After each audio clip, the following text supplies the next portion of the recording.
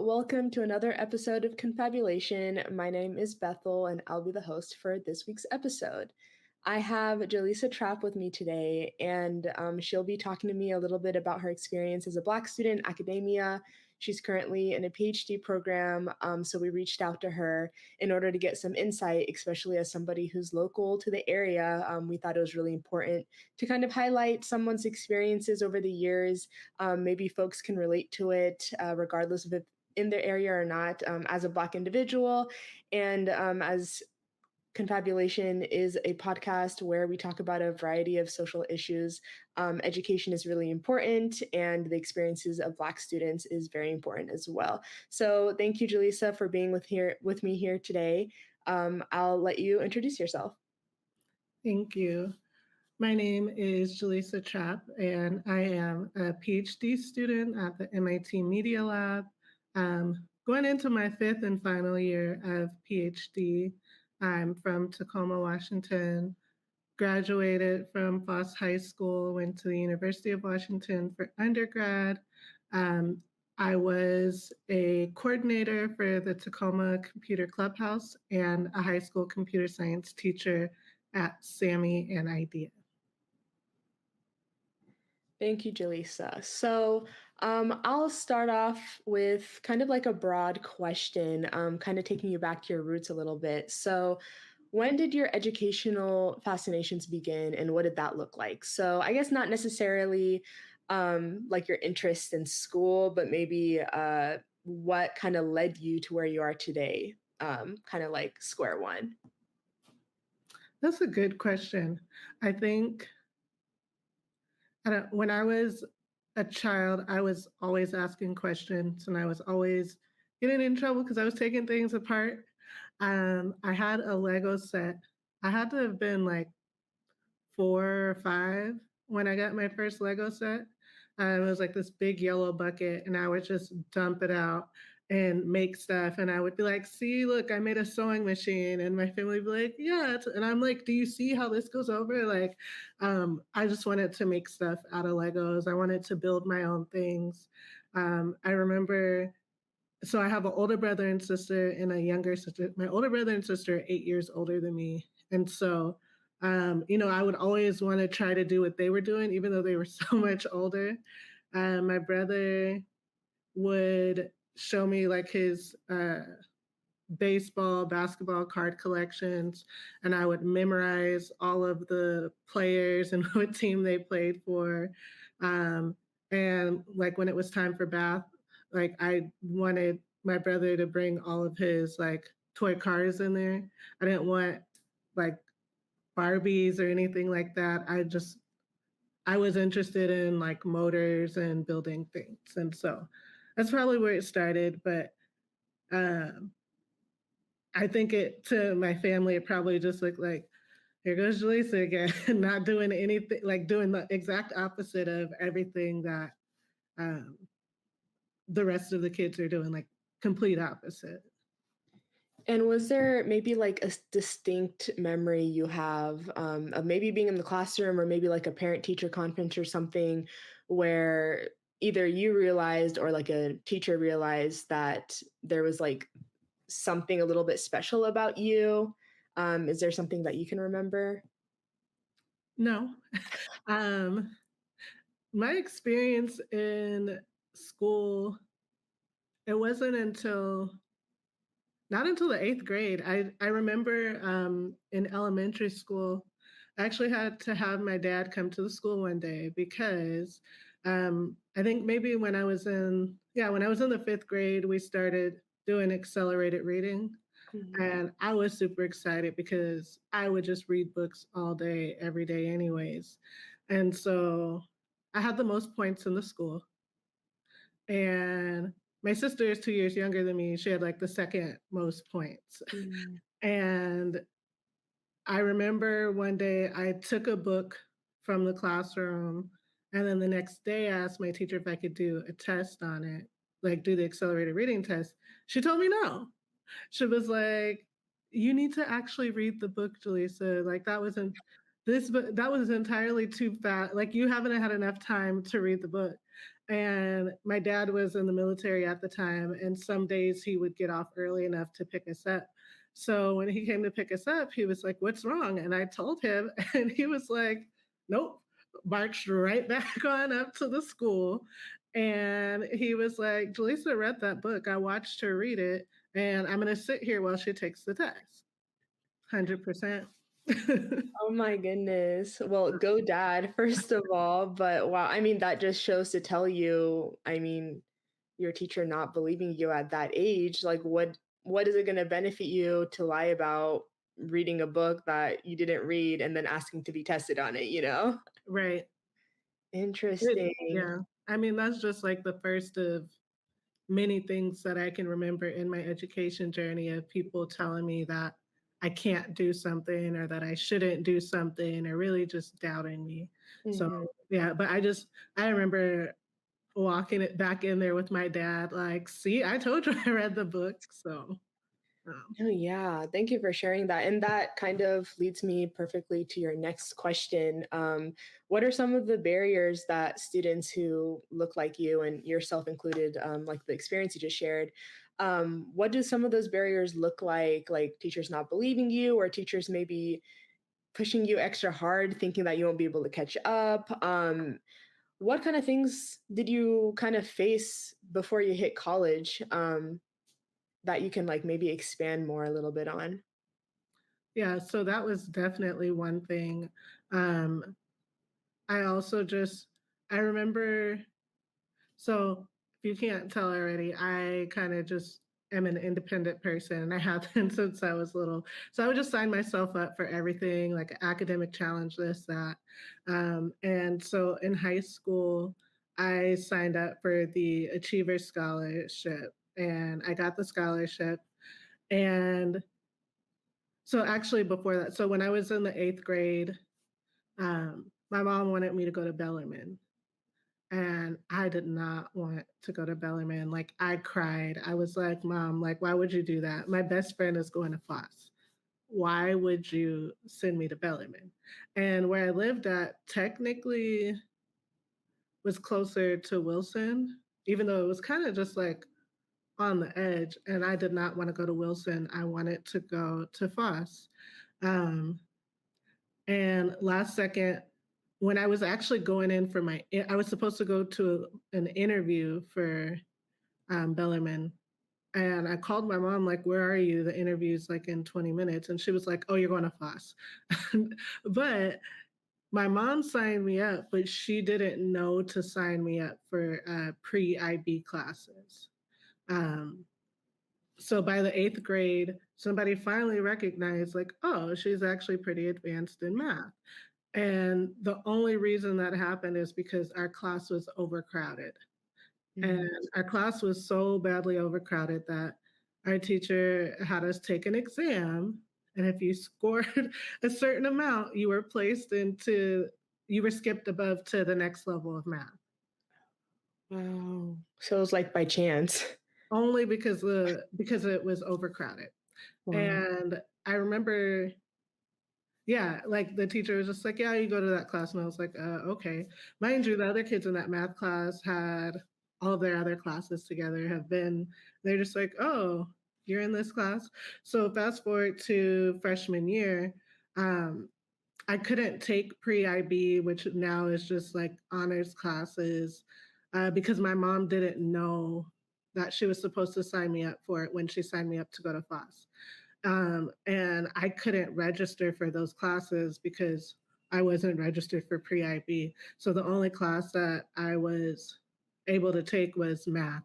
So the math classes I had with all the other kids who had pre IB, and they were always like, "How come you're not in our other classes?" Mm.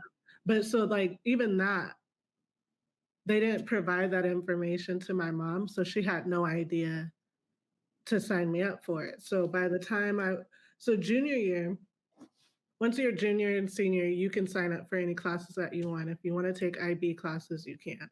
So I signed up for IB classes, and I will never forget, I was in IB history, and the teacher he said something about all of these, all of these achiever scholars who weren't in pre-IB are now signing up for IB because they're being encouraged to and they're being set up for failure.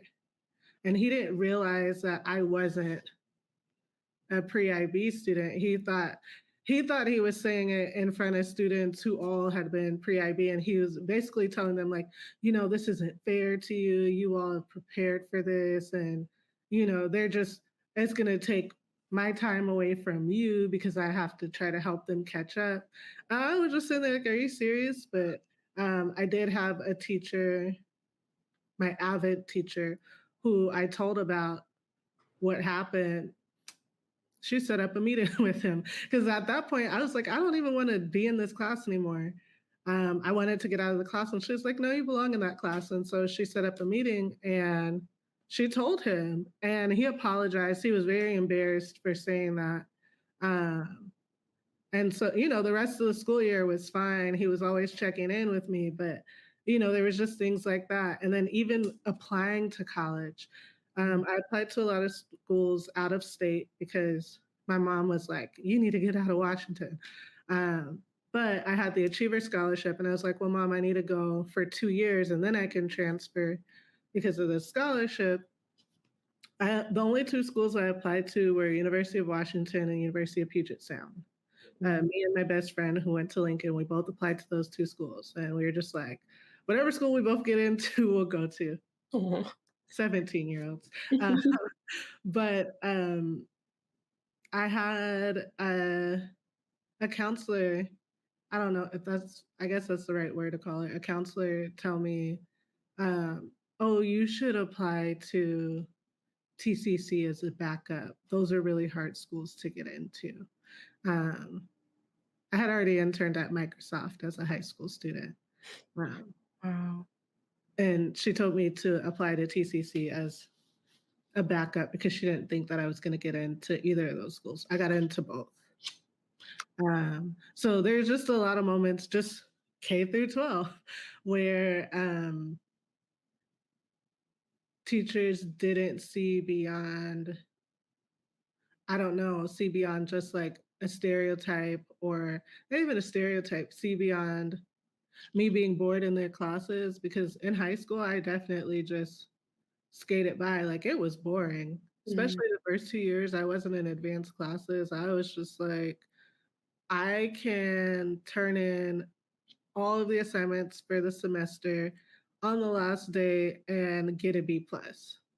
What am I doing here? Mhm. So, Wow. And like your experience is definitely like it's not isolated. It's like not the at all. universal Black student experience. And when the folks that are in a position of authority to like help you and guide you and navigate you and like basically be in charge of the next generations, I wouldn't say success, but helping them get there when Mhm, that's the way that they're behaving. And these are like grown adults with like mhm, fully developed brains. yep. Interacting with like minors who are still figuring life out and are easily influenced. So, yeah, that's really disappointing. And I mean, I guess my next question is like, outside of you said your avid teacher was the person who set up that meeting with your the teacher who made the remarks about the IB students or the people Mhm. that he said he would have to focus more on and not his actual students. Besides that person, was there anyone else like in your schooling that you felt like advocated for you or you were able like to know that they had your back? Was that the only person? Within the school, absolutely. Yeah. I mean, especially in high school, that was the only teacher that I felt cared. Mm, Um, and also did a good job of getting to know who her students were, like holistically, not just like, oh, the 50 minutes you're in my classroom a day. So, mm, mhm. Wow, man, just hearing you speak is like I have like flashbacks going through my head. So, switching over to your college experience or your undergrad experience, mhm. obviously you kind of just told us about how there was that lack of support through your K to 12 schooling. What did your support system look like in college? Did you feel like um, it was pretty much the same, or did it slowly become into something a little bit more stable and beneficial? Can you talk a little bit about that? I struggled in college. Mm, um, I did have support systems, but it was just so. I mean, I wholeheartedly believe the only reason I even made it to college was because of my experiences outside of my school. mm, Um, Going to the computer clubhouse after school, getting the opportunity to intern at Microsoft twice as a high school student. Um, those experiences let me know, like, oh, you can do this. You can code, like, you can be a software engineer, you can be a usability engineer, you can do whatever it is that you want. And it doesn't have to look like you can make it look your own way. When mhm, I got to college, first semester or first quarter, I wanted to take CSC 142. And I noticed that they had put me in a set of classes, like a freshman interest group. And they didn't put me in a freshman interest group that included CSC 142. So with the freshman interest group, you and like a group of maybe like 20 students, you guys take the same classes that quarter, and you have like a seminar class with an upperclassman who shows you stuff around UW. They put me in the one that was that had CSC slash informatics 100. And I was like, why am I in this class? Like, they're doing web design and JavaScript. And I'm like, I know how to do those. Um, and I went to go talk to an advisor, and she was just like, oh, well, your math, uh, she said something about like your math scores aren't that strong. Why don't you just stay in this class and see how it goes? And then she's like, why do you want to do computer science anyways? Like, did somebody just like say it and it sounds good? And I was like, and mind you, this is a few weeks before school started. Like I took a week off my intern, or not a week, I took a few days off my internship to go do a like engineering bridge program to meet other mm. engineering students. And, you know, when she said that, I was like, I'm literally interning at Microsoft right now. Wow. And she just didn't say anything. Um, but you know, I had other issues later on. At one point, my mom was really sick, and so I was going back and forth from Seattle to Tacoma, from UW, North Seattle, on the bus because I didn't have a car. So I was taking the bus down after classes and after work um, to go and help my mom, and then leaving my mom's place at like 6 a.m. because I had physics at 8 o'clock in the morning. Um, and you know, it was getting to be a lot. So I went to go meet with a counselor to see if it would be possible for me to take some classes at UW the next quarter so that I could be closer and it would be like less of a toll on me. And this person who I'd never met before said, why don't you, what, she was like, oh, I think her first question was like, why do you want to do computer science? And she was like, maybe you should do English or African American studies. Like, you got good grades in those classes. And then she told me, maybe you should go to community college and then come back when you're ready. Because we don't let students take classes at UW Tacoma. It's a whole different process. And I Wow. was like, okay. I just never went back to her again. But, you know, she told me like I should go to community college and that I should major in English or African American studies. And I was just like, you know, if it wasn't for the support that I had outside of that. So, you know, people in the Office of Minority Affairs and Diversity, even just like my support system in Tacoma, the friends that I had, people at the just like other people not inside of my program Mm, were really supportive. Eventually, I did meet somebody who was an advisor for the program, the major that I eventually got into, which was human centered design and engineering. Um, and he was great. Like I reached out to him and told him I was interested. So at UW, you have to apply to your major. mm, And so I told him I was interested, and he's like, okay, let's set up a meeting. He talked to me. I told him about my experience as an intern at Microsoft. He gave me a tour. Like things were great. And he, like, that was like the first person that academically was just like, let me get to know you. Let me see. Oh, you want to do this? Oh, I see that you've even taken some of the classes in our department already. Like, how was your experience? He was like the only person to actually care. And then once I got into the program too, there were other professors that were really nice and really that actually cared. But, that's by year 4, year 3, year 4. Um, 'Cause yeah, I stayed there 5 years, so it was like by year 4, that's when I finally found people that were supportive and made sure that all my grades within my department were great. My grades outside of the department were not that great, but they also that's where I felt most supportive. mm. Wow. In your fourth year, like, what are you paying, your college tuition for? All of those years, it's so, and especially with, a resume, a track record, and academic history like yours, you would think that a professor or an advisor would take you more seriously and try to offer you some more resources early on or like let you know about things that are going on. But the fact that it took that long is ridiculous. And I mean, you're still here, you're still going. But at the same time, when I hear stories like this, I always wonder about our counterparts, like if they were going through the same exact thing, if they were told the same exact thing as that, like would they even what would be going in their mind, Like it's not something that they probably have had to experience.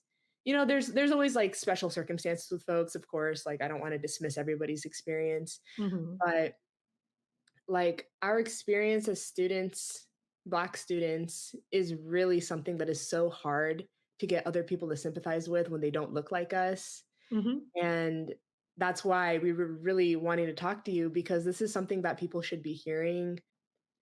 So, going back, if you had the power to make changes at the schools that you went to before entering college, in particular in Tacoma, your high school, middle school, so on and so forth, if you had the power to make any type of change, whether that's just like on a very small level, like a classroom level or a school level or in a district level, where do you think you would start? Where is a place of like weakness do you think that the schools that you attended could have definitely done a lot better for yourself and Black students like you? Even maybe like you said you have a younger sister, correct? mhm. So like if you've seen her go through anything after you've gone through the system already, is there anything that you think like, if they came up to you, like, for a consultation or something, and they were like, "Jaleesa, what's something that we really need to work on that we failed you on and the people before and after you?" Whew, so that's a loaded question. It is. Uh, and it's actually part of what I'm writing about now in my dissertation proposal, and how we approach education with Black and Brown students. Um, one, sorry, I have like two parts to this. One, um, every teacher needs to know the history of education in this country. Um, they don't know. And Mhm, it's very evident because of the way that they move and the way that they interact with Black children. And even with Native children. They don't know the history. They don't know that it was illegal to teach Black people how to read and write. Up and there were literally anti-literacy laws to prohibit teaching Black people how to read and write. After that, after the Emancipation Proclamation, or even in my family's case, who was in Texas, after Juneteenth, segregated schools. My mom went to a segregated school when she was in the, I don't know, I think maybe once she got to the first grade is when they desegregated the school. She didn't go to school in the South. She went to school in Michigan, which they just call up South because it's the same. Um, she didn't even know what a white person was because she lived on one side of the river and only went to school with Black students up until when she was in the first grade. She was just like, oh, who are these people? You know, her parents, my granny, she didn't graduate from high school. She went back and got her GED as an adult. My mom's father, I think that he went to school in Mississippi up until the sixth or seventh grade. Uh, I knew my great grandparents. My great grandma, maybe she went to middle school. Mhm. Um, so I'm not far removed. Literacy for a lot of Black families in America go back 3, 4 generations. Some of them obviously go back more, but for my family, it's 2 and 3 generations on both sides. Um, there's generational trauma passed down to students around education. If we look at Native youth, and specifically in Washington State, where that's where the first Indian boarding school was put up in the state of Washington.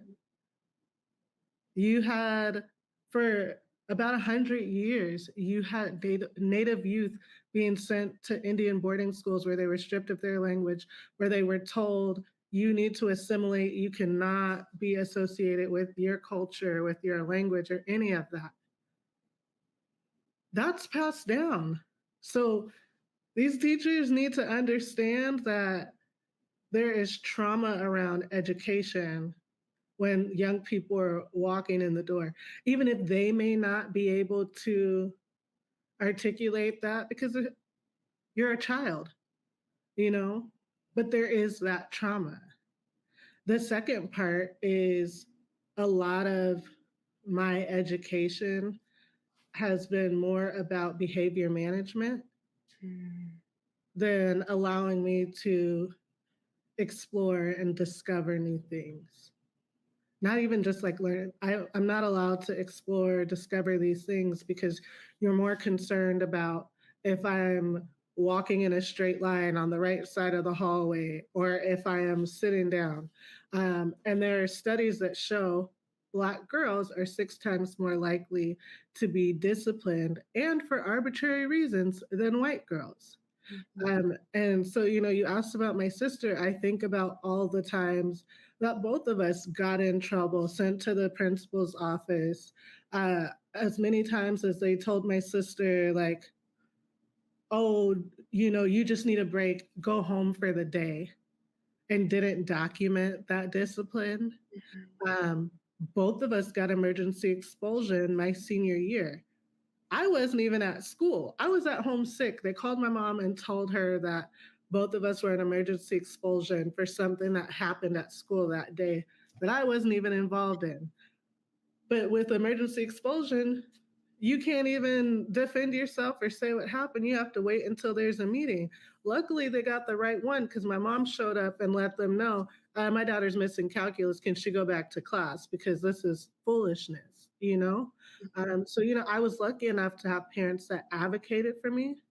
And they're like, even though I don't know all of this stuff that she's doing, I know that she needs to be in this classroom.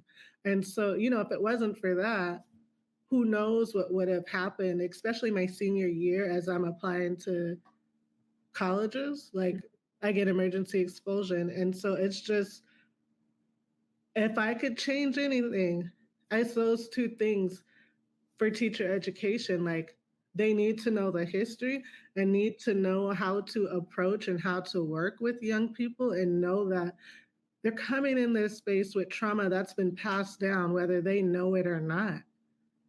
But then also, like my mom would tell me all the time, I didn't send you to school to play. Like I sent you there to learn. Like I did not send you there to play, which is like crazy considering like the research group that I'm in. I'm in lifelong kindergarten, and it the whole like creative learning creative learning theory is based on the 4 P's of creative learning: projects, passion, peers, and play. And so, I have to interrogate that with my research group all the time, like who's allowed to play, because I wasn't allowed to play. Not only did my mama tell me she did not send me to school to play, the teachers are there managing my behavior, so I don't even think that I'm allowed to play in the classroom. Mm-hmm. I'm supposed to sit there and follow the rules and do exactly what they say so that I don't get in trouble. Mm-hmm. And so, there's still a lot of teachers that operate that way. And our kids are in these schools, and that's the education that they're receiving. And, it's sad because that was how many years ago when I was in school? It's the same thing still happening. So Mm-hmm. that was a long answer to your. No, I give you a heavy question, you give me a heavy answer. That's what I was looking for. Focusing so much on a Black student's quote unquote behavior, because if Mhm. we're going to be like real, that's not something that I really doubt other racial groups have to deal with. Um, like it's a form of state violence. It's a continuous like thread of, okay, now that we have to have Black students at school, we're Mhm. gonna make sure that we're enacting the same kind of violence that they've always experienced, but we're gonna make it a little bit more discreet. Okay, so now I'm gonna try to lighten the mood a little bit, wrap up the interview with something a little bit more wholesome. Mhm. I was wondering if you could share some highlights from teaching students, and just other interactions that you've had as an adult now, giving back to your community, giving back to people who look like you, who might have the same goals as you. Do you have any highlights that kind of have shown you or made you think like, wow, I'm really doing this and people are benefiting from my work because I've chosen to be a part of the solution? um do you have anything that you would like to share that have kind of like stuff that hasn't left your mind, like significant memories where you truly felt really confident in what you're doing, despite all of the difficulties you've had in the past? Yeah. I'm going to give you 2 examples. So one, um, so I was the coordinator at the Tacoma Computer Clubhouse, the same clubhouse that I went to when I was um, in middle and high school. And I remember not so I while I was the coordinator there, I was also doing community organizing. I still do community organizing, but um, I had started Tacoma Action Collective with some of my friends, and like young people who go to the clubhouse, they would see stuff on social media, and they would ask like, "Oh, can we come to the next thing that you're doing?" And I'm just like, I can't be responsible for that. But the amount of them that are organizers or in positions to advocate for change now, like I actually just over the summer went to one of my clubhouse kids' graduation from UW Tacoma, Mm. and she wants to go into social work. I have another one who is an organizer, a community organizer who used to like show up to stuff that I was doing. It got to the point where I would just be like, let me just let them know what's going on so they don't have to like sneak around to figure it out. But just seeing them in the community and really valuing community and change and advocating for those people who can't makes me happy because I would say all the time, like, I'm in a position where I can organize. I recognize that other people have jobs, families, all types of other things that would be put on the line if they were to be visible. And so I'm in the position to do that. And I'm okay with that.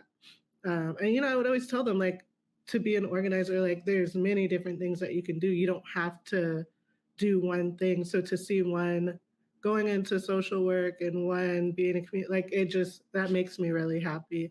Um, Another one, so I taught at Sammy for 2 years, and then I left Sammy to help start Idea High School. And I during my first year, I was I was doing a master's program at the University of Washington, but I stopped because it's kind of a waste of money because it was basically the same thing as undergrad, but master's, and um, so I quit. Eventually, I made the decision to apply to MIT. Really was just like, let me do this as a trial run before I apply to other programs, but I got in. And so I I had to tell my students like right away because not right away.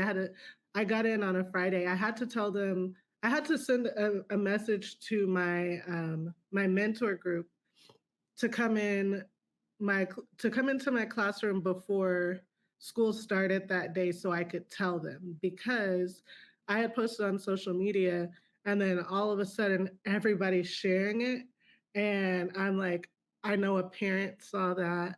I know some of these kids saw that because some of them would share my Facebook post about community organizing stuff. So I had to tell them.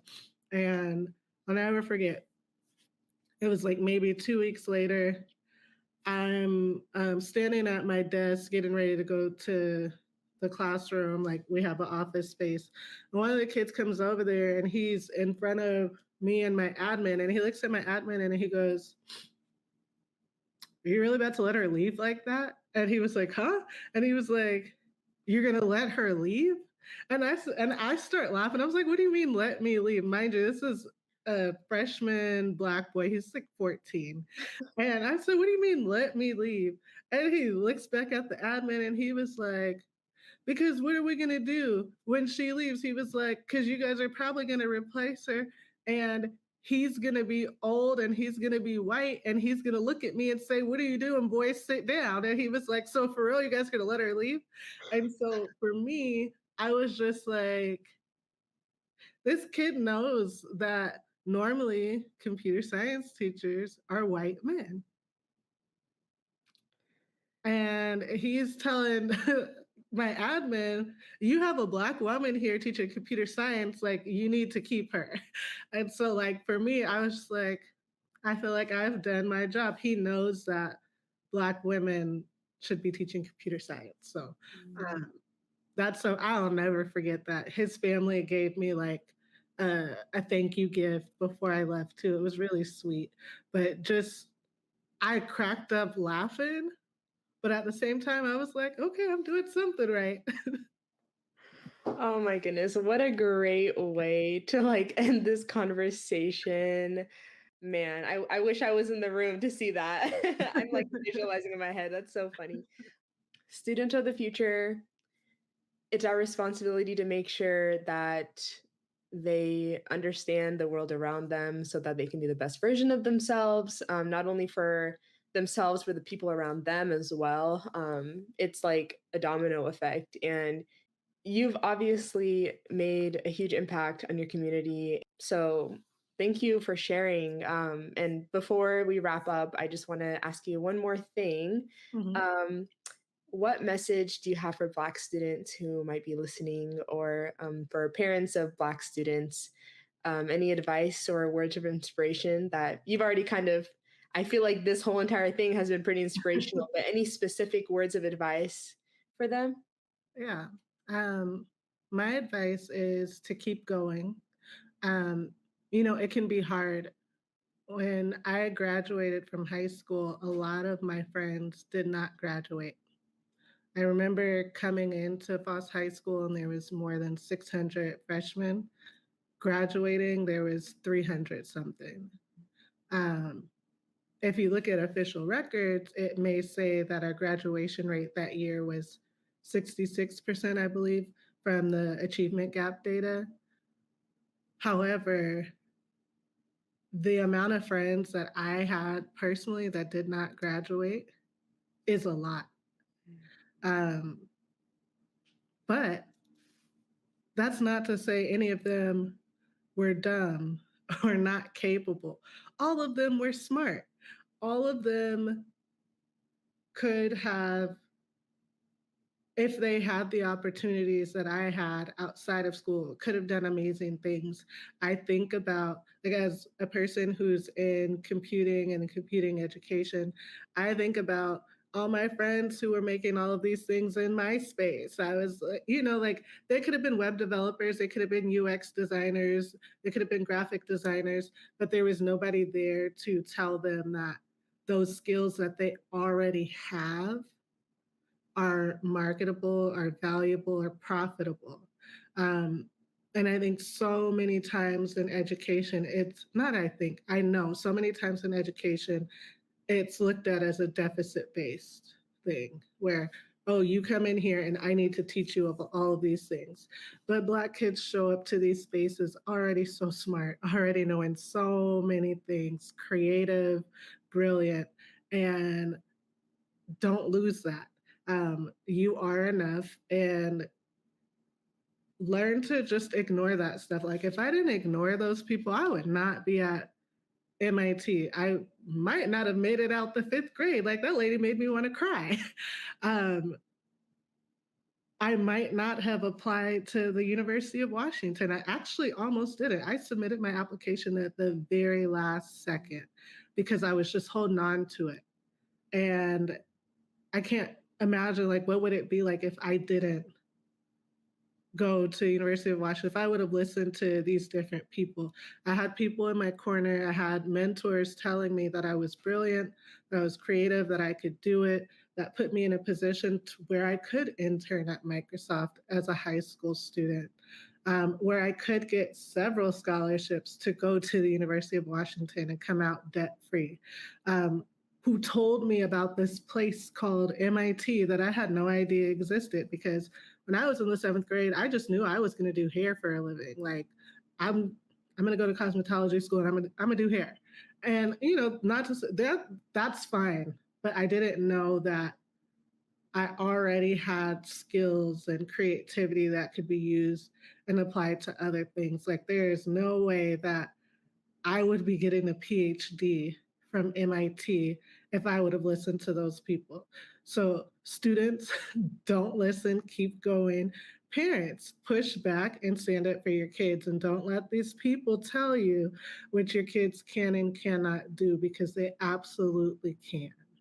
Thank you, Jaleesa. Very powerful words. And also, congrats on almost wrapping up your PhD. That is a huge milestone. We're wrapping up now. Thank you, everybody, for tuning in and listening to this episode with Jaleesa Trapp. Thank you, Jaleesa, for joining us today on Confabulation. Just once more, we are from Our Sister's House, a domestic violence advocacy and education organization. If you or anyone you know is experiencing domestic violence, you can call our hotline at 253-383-4275 or visit oursistershouse.com. Thank you so much again for listening, and stay tuned for the next episode.